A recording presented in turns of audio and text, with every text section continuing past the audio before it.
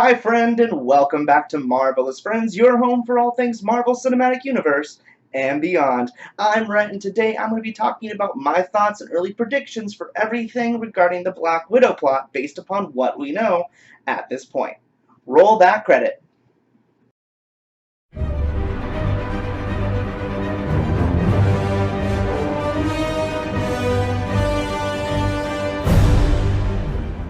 Black Widow is a quintessential member of the MCU, having been around since more or less the beginning, her first introduction in Iron Man 2, where she is the shield-planted assistant of Tony Stark, and earning her way as one of the original 6 members of the Avengers team, having helped and established the MCU every step of the way. And along this path has often been rumored to receive her own film.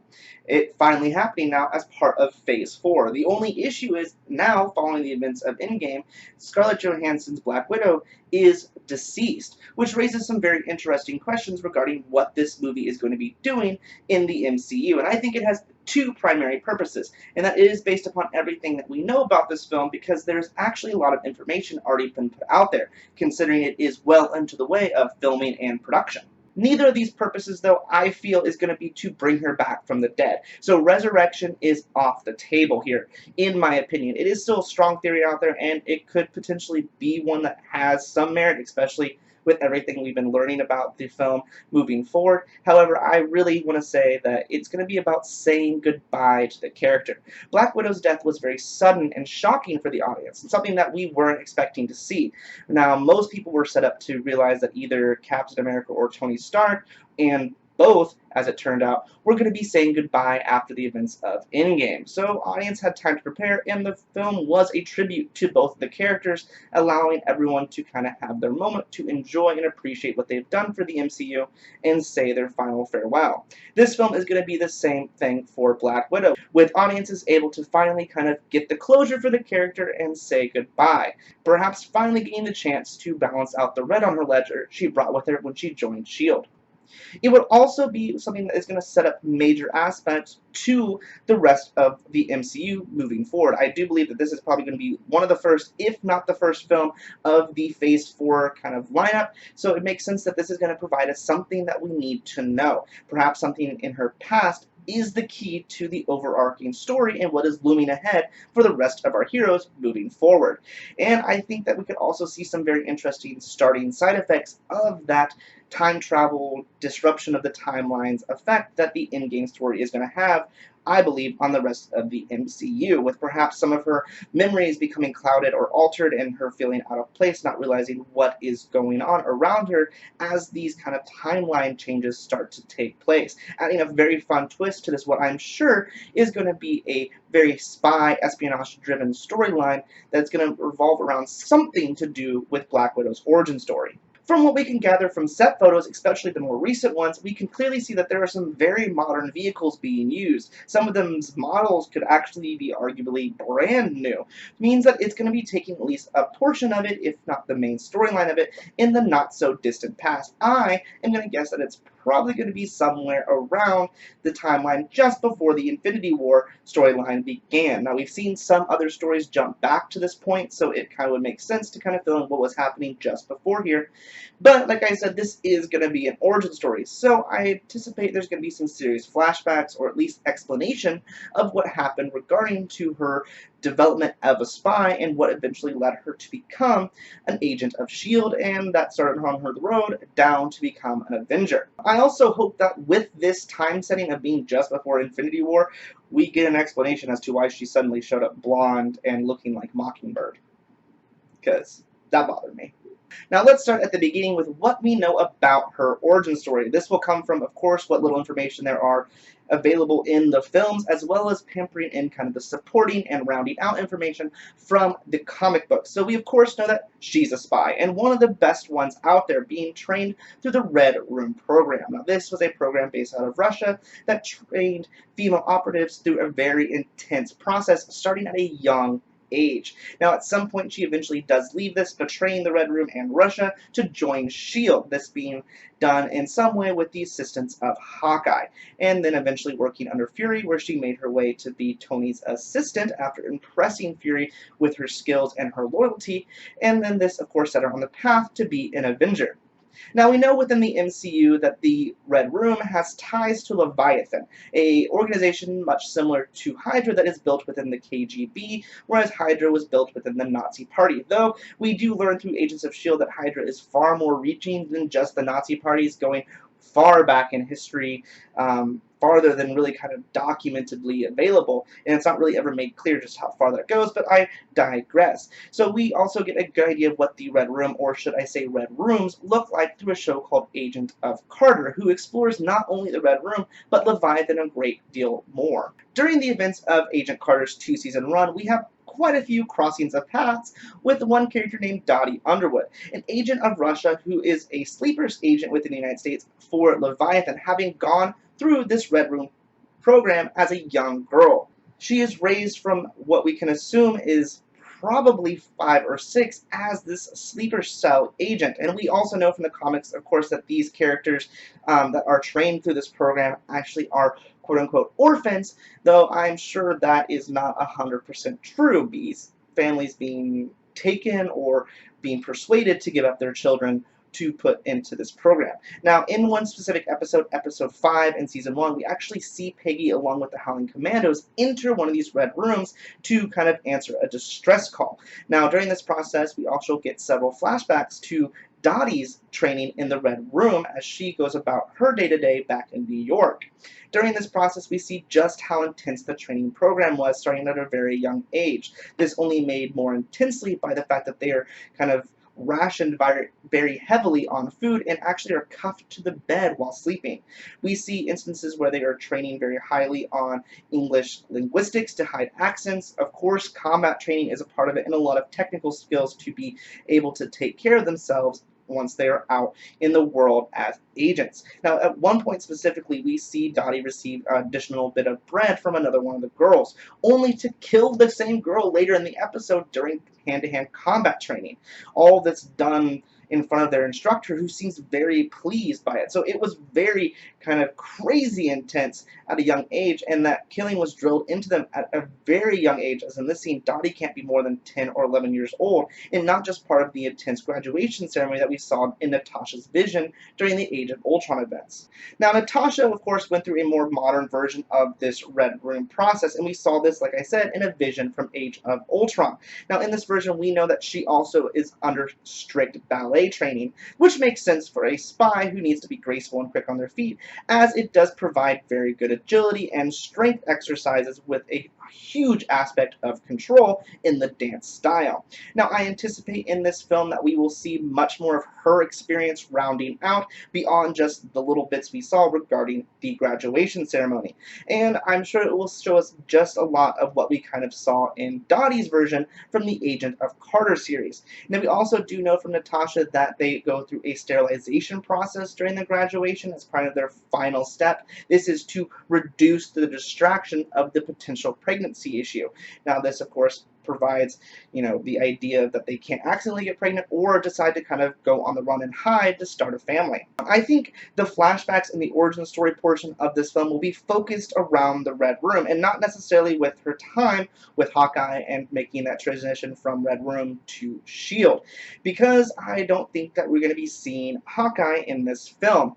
And I personally, though, would love some resolution on that Budapest mission that has been mentioned time and time again, most recently in Endgame. And the reason I say this is because we actually have a great deal of information regarding what the cast is looking like for this film, and Renner is not on that list. Plus, he is not the only kind of coordinating schedule that they would have to deal with within the MCU to make this happen, as we learned that there's actually quite a few characters that were at this mission as well. We do know that Harley, Hunter, and Idaho were all there based upon conversations and Agents of S.H.I.E.L.D., and due to their close ties with both Bobby, aka the real Mockingbird, and Matt, it's most likely those two characters were there as well, meaning there's a bunch of characters that would have to appear in this film that I just don't think is possible to really kind of round out the story of the Budapest mission. And there is a chance that, of course, that Clint will be making a surprise appearance, and I hope he does for us as an audience, but I am guessing he is gearing up and preparing for his own Disney Plus series that has been rumored to be coming down the pipe. I digress, though. Back to topic.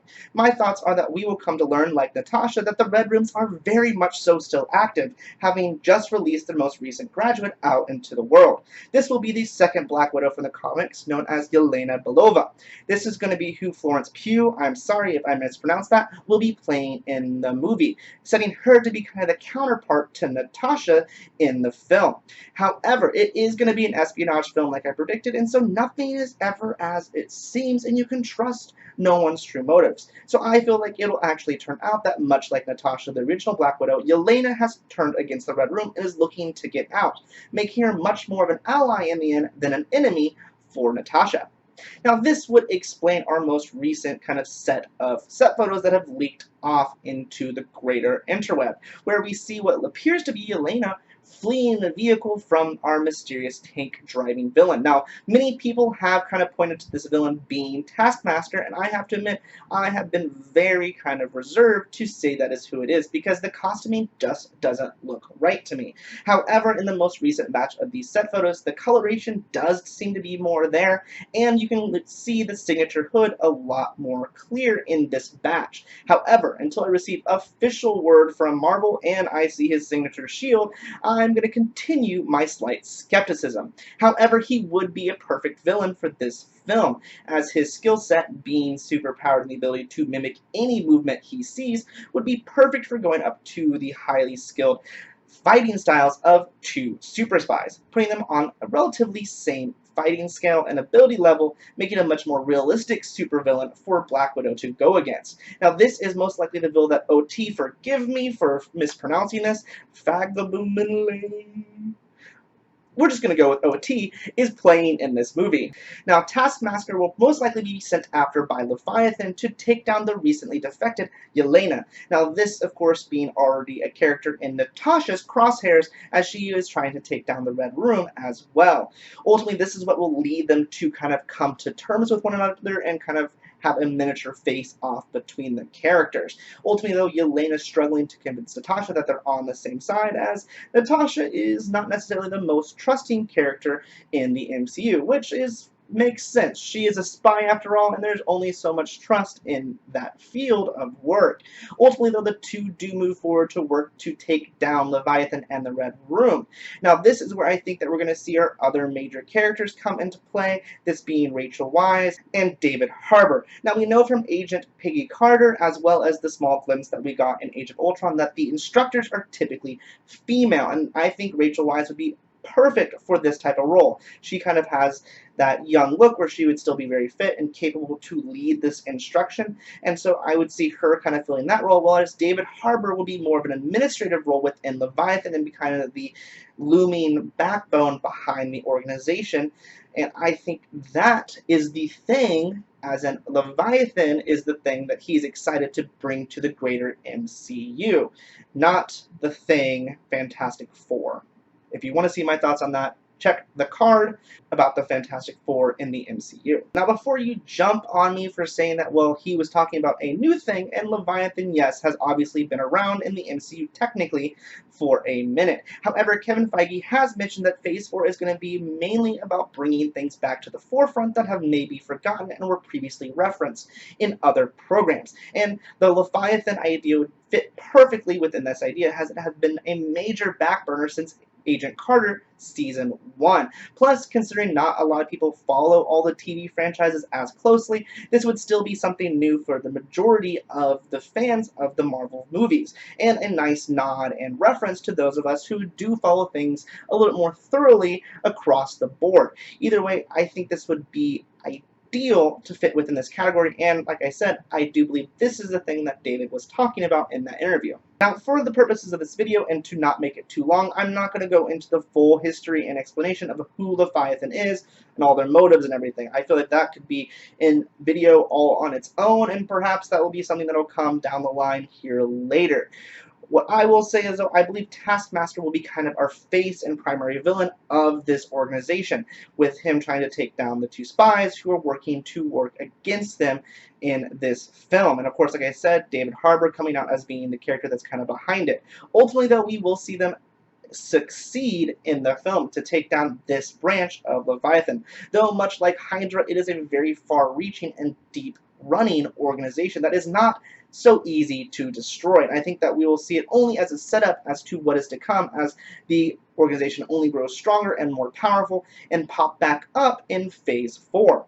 So if Leviathan is going to be a major player in Phase 4, it has to connect, of course, to the other stories. And with Leviathan being such a well-established organization, it could easily do that with reaches and connections to other organizations such as Hydra. Now, this is what I would like to see. Rather than having just one overarching singular entity villain, I'd like to see something that's more like a major organization with several moving parts that are affecting each of our characters simultaneously. This being how they all connect back as we as an audience and then as characters put all the pieces together to see who is really behind everything, and all these organizations or individual villains working as one piece of that puzzle. Now, I do have to mention our most recent casting, and that is Ray.